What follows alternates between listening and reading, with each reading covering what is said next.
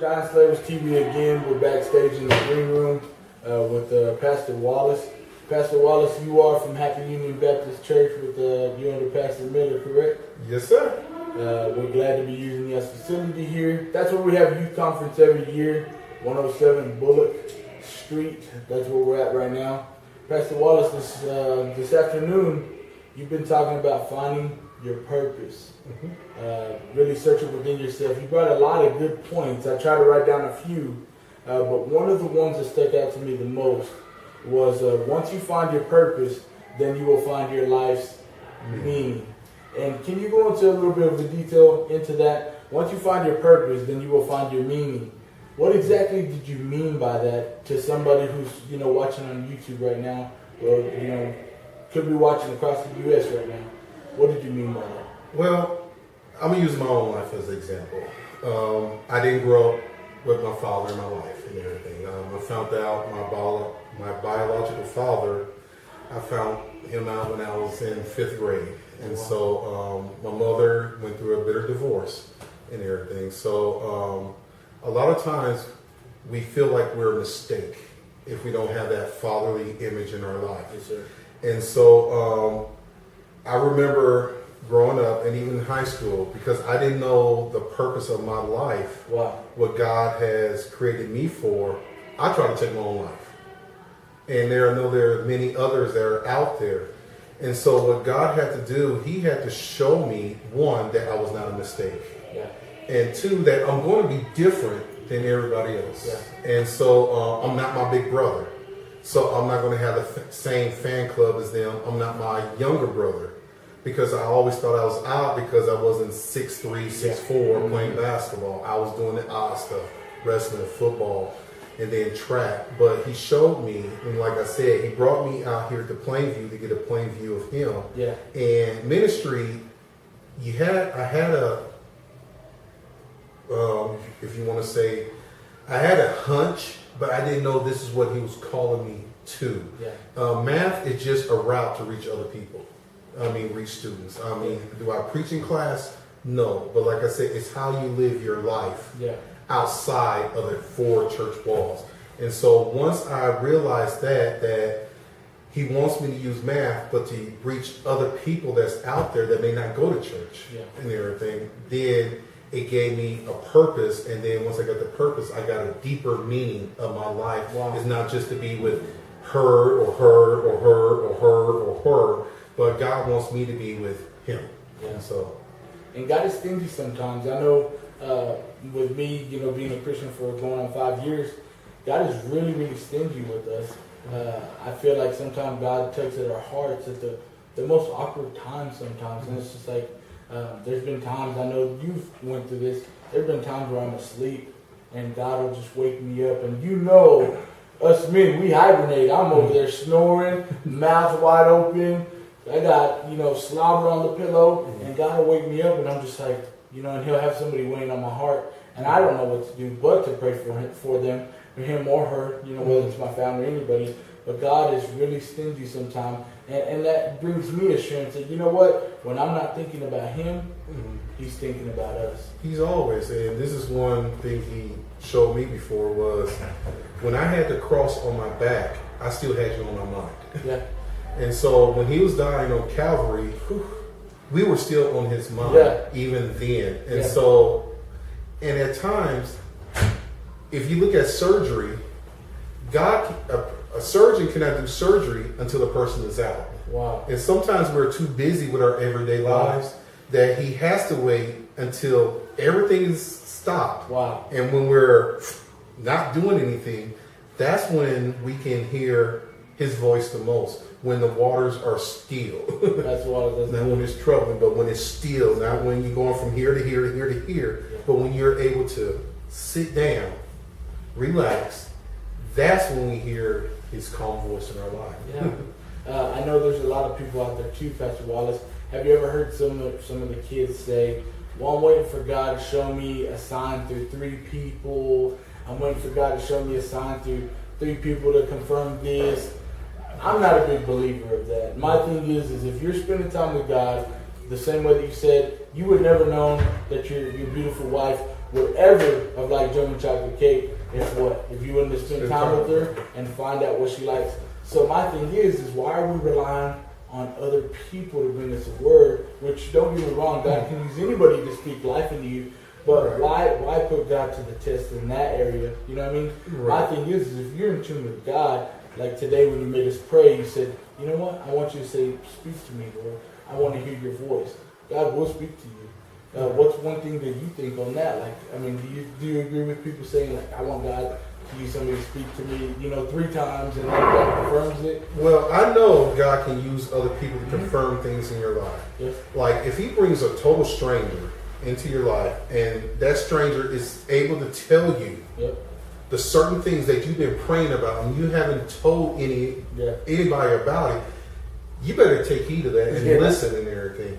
But I mean, as you spend time with God in his word, as you pray and everything, you're going to learn certain things what God wants for you. Mm-hmm. And a lot of times, like I said earlier, a lot of people are seeking the hand and not the face. Exactly. And so they want to know, I mean, God, if you make the clock go backwards, then I don't know. God, if I'm able to drive through these lights and it doesn't turn red, like it's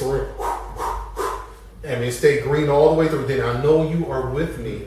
And sometimes we just begin to doubt ourselves. Yes. I mean, doubt our relationship with Christ. And sometimes we doubt it because we're going through a challenge or we're doing something that we shouldn't be doing. Yeah. And when he calls us to another level, it's going to take a different amount of faith. That's right. Because each level there's a new devil. Yeah. I mean, I'm sorry. I mean, God has called us to do different things. Mm-hmm. If God has called me to drive a minivan, I can't act like I'm in a Corvette. Yeah. He called me to pick up a certain amount of people. If he called me to drive a bus, he wants me to affect a whole bunch of people. Yeah. I mean, sometimes God is calling you to drive a Corvette, which means one person. But that don't mean you're going to be with that one person the rest of your life. He can say change vehicles. Mm-hmm. And so when he says change vehicles, we have to be ready to switch in an instance. I mean, like I said, can he use other people to confirm things?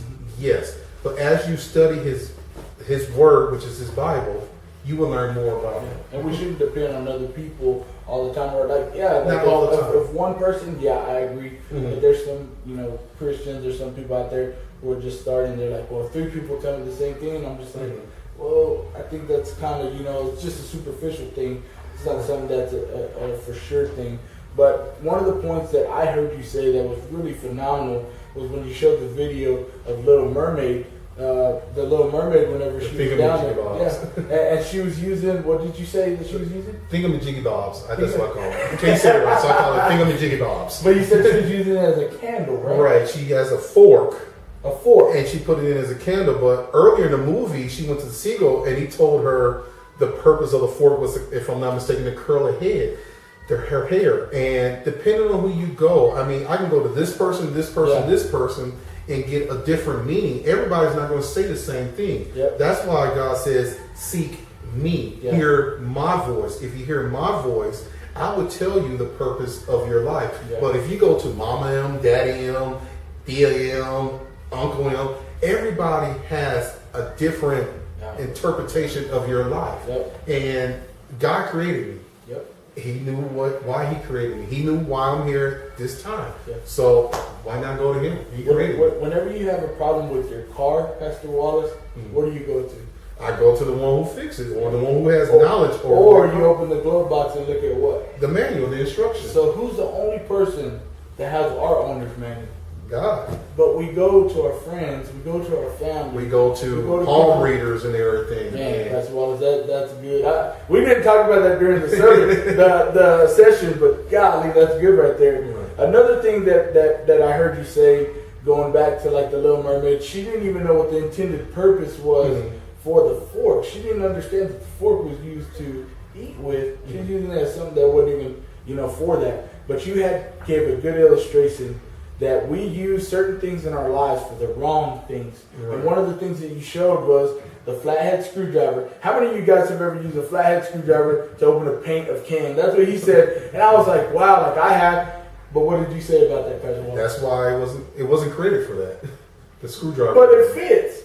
But it wasn't created for that. Even something good, if you don't know the purpose of the thing that was created, you can destroy it. Mm-hmm. And you can destroy yourself. Yep. So if I don't know the purpose of my life and I'm in somebody else's hand, they can use me to hurt other people. That's good. And then I could be broken myself because they're not using me right. And you don't even realize. And you don't realize because you're in their hands and you never knew anything else. That's good. And so, but God said, I created you. I got my handprint on you. You were created for my hands. So if you allow me, I will show you how you're supposed to be used. Yes. Mm-hmm. And I also put a few other notes that says the world will tell you that certain things are impossible. And you totally turned that upside down. Mm-hmm. And you said to add like he said that I am possible. And I was just like, what did that mean? What did that whole thing mean right there? Can you go over that? Like many times it's how you look at a situation. Mm-hmm. Is the cup half empty or half full? It's how you look at it. So many times people look at the word impossible and they just believe it just by looking at face value. Impossible. But what God said, I want you to take time, I want you to think of me, and I want you to separate it. Take the I am, leave space, possible.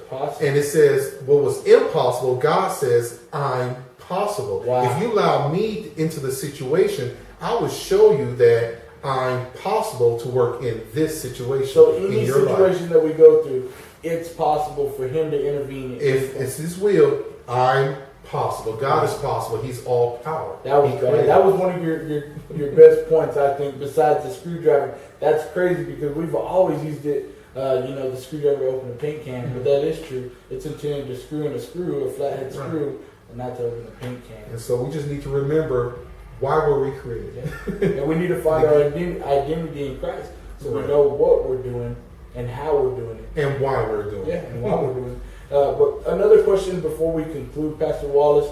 I'm glad you're here at Youth Conference.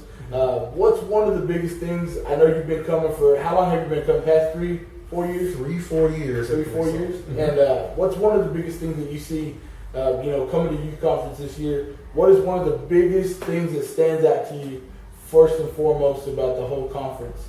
Well, what I see is, I remember that commercial, Heinz commercial, or Hunt's, the ketchup. And they used to turn that bottle upside down. And people used to just wait for that ketchup mm-hmm. to come out. And the word they used, I heard Pastor use, was anticipation. People are looking forward to doing this. And as I look around, I notice that it's the youth, it's the workers that are stepping up to do it. It's a new army. Because it's a new generation. Yeah. And so I see the youth able to reach the youth in their own world. Yeah. Because technology is not my world. I'm not from that world. But the ones who are working this conference is from their world, and they're able to use things from their world to reach other people that's in their world. Yeah. And everything. Yes, we have the word and everything, but the word can be shown different ways. That's crazy. And so, but that's what I see. I see a lot of youth, working more and more different ones. It's not the same one. Yeah. It's more and more stepping up. Yeah. The ones who thought that they couldn't be an asset to the community of God are stepping up. Hey, I can only do this. So I'm going to do that. Yeah. I'm going to do just one thing. Purpose. Yeah. And it's crazy to think how Pastor David and Sister Monica have played such a big role in this. Pastor David didn't even want to be a youth pastor. Mm-hmm. That's the crazy part about it. Mm-hmm. And whenever he did, Sister Monica didn't even want to have no part of it. Mm-hmm. And now, you can't get kids off these people. Right. And I think it's crazy how everybody's coming together in the community. Happy Union. You got First Assembly. You got people from Seagraves coming down. You got Ministerios Nueva Vida in Lubbock coming down. Everybody wants to be a part of this, but nobody's in competition saying, hey, I want your people. Hey, I want your... Everybody's just saying, do you love Christ? I'll pray for you. That's it. Everybody has their own lane to run in. Mm-hmm. And if you can help out, it is a sin if you're a Christian not to help another Christian. Yeah. Who's in need. If we have this facility, but we don't have the people. Yep. You have the people, but didn't have the facility. Yep. So why not help each other? I mean, we all have the same Father. Yes, sir. I mean, sure, say Happy Union Baptist Church, New Life, Assembly of God. But when you look at it, Come on. He died on the cross for all of us. All of us. When you get in heaven, it's not going to be a Baptist session, Yep. not a Catholic session. It's just going to be heaven. So, For all of us. right. I did read this one thing I've been asking every pastor, Pastor Wallace. I did read this one thing on Facebook that somebody had said, if you could say 2 words to the younger Rodney, if you could say 2 words to the younger, let's say there's somebody out there right now on YouTube, a young person that's following the same footsteps that you're going through, 2 words that you could tell them of advice, what would it be? Mine, I said be wise. Be wise on the people you hang out with. Be wise on the decisions you make. Be wise on anybody you surround yourself with. Be wise in everything you do, because I made a lot of dumb decisions. What would be 2 things that you would tell the younger Rodney, or somebody out there right now that's struggling, somebody out there who's walking the same footsteps you walked when you were younger? 2 words. Slow down. That's a Slow good one, down. I mean, because you don't have to get everything right now. Good. Good things come to those who wait. A stew tastes better the second day compared to the first day. It tastes better. So I would say slow down. Wow. Take time to look around. How much would that have helped you in your youth? It would have helped me a whole bunch, You got a because lot I of was headaches. trying to grow up too quick. And we got a lot of headaches that, how many times did mama tell you, hey, Right. My mom, I remember now that I'm older, I'm like, man, my mom told me don't get a credit card. My mom told me don't go hang out with these people. My mom told me, hey, who your friends are, that's who you are. And I remember I was like, golly, she was so right, but I hated it because I wanted her to be wrong. Yeah, and I messed up with the discovered car also. And I discovered later that it was a mistake. And so, but no, I mean, now I think slowing down would be the best advice to myself, because I was in a hurry to prove I'm the man. Yep. I'm the man. It's not about being the man. It's just being who God has called you to be. God has called us to be. He called us human beings. So why don't we just be what He called us to do? Pastor Wallace, will you plan on coming to every youth conference we have for every other spring break from here on out? Do you guys plan on coming? Our youth will be here. If God has called me, if it's His will to be here, I will be here. So I'm only going to We appreciate having you, Pastor Wallace. No problem. Giant Slayers, we're glad to have you. I know Pastor David, Sister Monica, on behalf of them, they're glad to have you. Giant Slayers TV, thank you guys. We love you.